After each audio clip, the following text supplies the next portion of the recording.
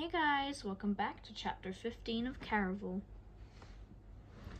The tattooed young man told her his name was Nigel as he guided her past the sleek borders of the tent, onto sand steps that led her down into a den covered in pillows and filled with a fog of candle smoke and jasmine incense. Sit, instructed Nigel. I think I'd rather stand. The sea of pillows reminded Scarlet too much of the bed in her room at the Serpent. For a moment she flashed back to Julian as he stretched across it and unbuttoned his shirt. When she looked back at the cushions, Nigel had positioned himself in a similar pose, naked arms spread across the pillows, leaving her with the urge to run back up the stairs. "Where is your ball of crystal? Are those cards people use?" she asked. The corner of Nigel's tattooed lips twitched, but it was enough to make Scarlet edge back toward the steps. "You have much fear." "No, I'm just cautious," Scarlet said. "And I'm trying to figure out how all this works." "Because you were afraid," he repeated, looking at Scarlet in a way that made her believe he was talking about more than just how hesitant she'd been to enter his tent. "Your eyes keep finding the painted lock on my lips. You feel trapped and unsafe." Nigel pointed to the heart on the other side of his mouth. "Your eyes land here as well. You want love and protection." "Isn't that what every girl wants?" "I cannot speak for every girl, but most people's eyes are drawn to other things. Many want power." Nigel drew a finger, inked with a dagger, over the dragon on his abdomen. "Others want pleasure." He ran a hand over the wild circus on his thighs, along with a few more tattoos. "Your eyes passed over all these." "So, is this how you tell the future?" Scarlet inched closer, growing more intrigued. "You use the paintings on your body to read people." "I think of them as mirrors. The future is much like the past. It is mostly set, but can always be altered." "I thought it was the opposite," Scarlet said. "The past is set, but the future is changeable." "No, the past is only mostly set, and the future is harder to change than you would think." "So, you're saying everything is fated?" Scarlet was not fond of fate. She liked to believe if she were good things would happen. Fate left her feeling powerless and hopeless, and with an overall feeling of lessness. To her, fate seemed like a larger, omnipotent version of her father, stealing her choices and controlling her life without any regard for her feelings. Fate meant that nothing she did mattered. "You're too quick to dive into fear," Nigel said. "What you think of as fate only applies to the past. Our futures are only predictable because as creatures of this world we are predictable. Think of a cat and mouse." Nigel stretched the underside of his arm where a tawny cat stretched its clawed paws towards a black and white striped mouse. "When a cat sees a mouse, it will always chase, unless, perhaps, the cat is pursued by something larger, like a dog. We are much the same. The future knows what things we desire, unless there is something greater in our path that chases us away." Nigel moved his fingers to trace a midnight blue top hat on his wrist, and Scarlet watched, mesmerized.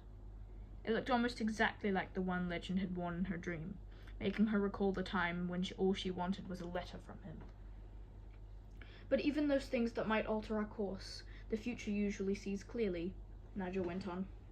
"It is not fate, it is simply the future observing that which we crave the most. Every person has the power to change their fate if they are brave enough to fight for what they desire more than anything." Scarlet tore her eyes from the top hat and caught Nigel smiling at her once more. "You're intrigued by that hat?" "Oh, I wasn't really looking at that." Scarlet didn't know why she felt embarrassed, except that she should have been thinking about Tella, not Legend. "I was just looking at the other images on your arm." Nigel, clearly, did not believe her. He continued to grin, tiger-wide. "Are you prepared for me to tell you what I see in your future?" Scarlet shifted her weight, watching as more smoke wove around the pillows at her feet. The lines of the game were beginning to blur again. Nigel had made more sense than she wanted him to make. As she looked at the fire-breathing dragon on his abdomen, she thought of her father, his destructive desire for power. The wild circus on Nigel's thighs reminded Scarlet of Tella, her need for pleasure to help her forget the wounds she liked to ignore. And he'd been absolutely right about the lock and the heart on his lips. "What will it cost me?"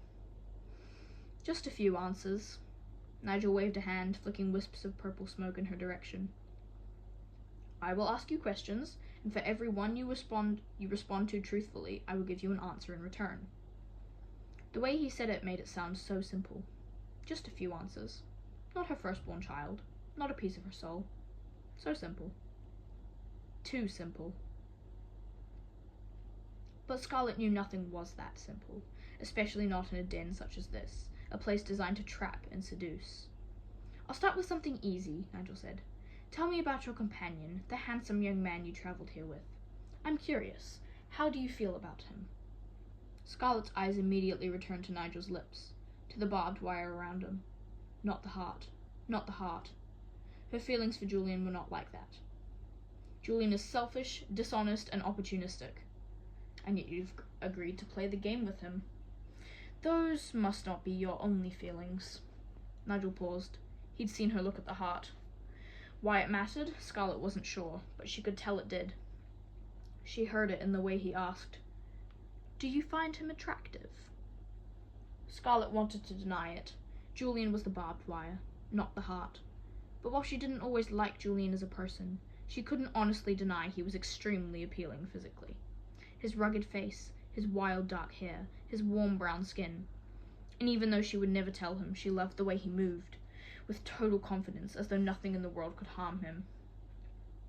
It made her less fearful when she was around him, as if boldness and bravery did not always end in defeat. But she didn't want to tell Nigel this either. What if Julian were listening outside the tent? Scarlet tried to say. She didn't care for his appearance, but the words stuck to her tongue like molasses. "Are you having a problem?" Nigel waved his hand over a cone of incense. "Here, this helps loosen the tongue."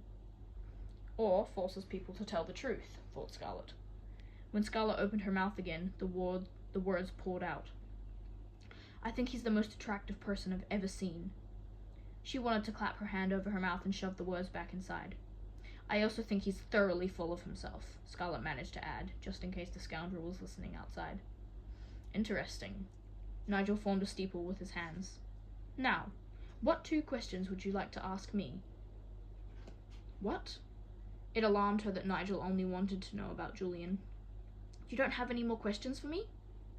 "We're running out of time. Hours slip by like minutes here." Nigel's hands drifted toward the dying candles lining his den. "You have 2 questions." "Only 2? Do you wish that to be one of your questions?" "No, I just..." Scarlet clamped her mouth shut before she accidentally said something she shouldn't. If it were truly a game, it didn't matter what she asked. Whatever answers she received would be make-believe. But what if parts of it were real? For a moment, Scarlet dared to let her thoughts tiptoe into that hazardous place. She'd already witnessed magic in the clock shop, via Algy's clockwork door, and the enchanted dress from legend. And Nigel's incense had made her speak the truth, which evidenced at least some more magic. If the man before her could truly tell the future, what would she want to know? Her eyes returned to the heart at the corner of his mouth. Red, the color of love and heartache, and other things both virtuous and vile. As she looked at it then, she thought of the Count, of his lovely letters, and whether or not she could believe all the things he'd said. "The person I'm going to marry, can you tell me what sort of man he is? Is he a good, honest person?" Scarlet immediately regretted not asking about her sister first. She should have been thinking only of Tella. That's why she'd gone into the tent in the first place. But it was too late to snatch the question back. "No one is truly honest," Nigel answered. "Even if we don't lie to others, we often lie to ourselves. And the word good means different things to different people." Nigel leaned forward, close enough for Scarlet to feel as if all the scenes on his body were watching her as well. He stared so intently, she wondered if there were images painted on her face that only he could see. "I am sorry, but the man you will marry is not what you would call good. At one time, perhaps, but he has turned from that path, and it is not yet clear if he will turn back." "What do you mean? How can it not be clear? I thought you said the future was mostly fixed, that we're like cats, always chasing after the same mouse." "Yes, but every so often there are 2 mice. It is not yet clear which one he will continue to chase. You would be wise to be careful." Again, Nigel looked at Scarlet as if she were covered in pictures only he could see. Pictures that pulled his face into a frown, as if she too had a heart near her mouth, but it was shattered into pieces. She tried to tell herself it was all in her head. He was attempting to trick her, to frighten her as a part of the game. But her marriage to the Count was in no way connected to the game. There was nothing she could gain by Nigel's cryptic warning. Nigel rose from his cushions and started toward the back of the tent. "Wait," Scarlet asked. "I never asked my second question." "Actually, you asked me 3 questions." "But 2 of those weren't real questions. You never fully explained the rules. You owe me another question." Nigel looked back at Scarlet, a tower of motley images, topped off by a vicious smile. "I don't owe you anything."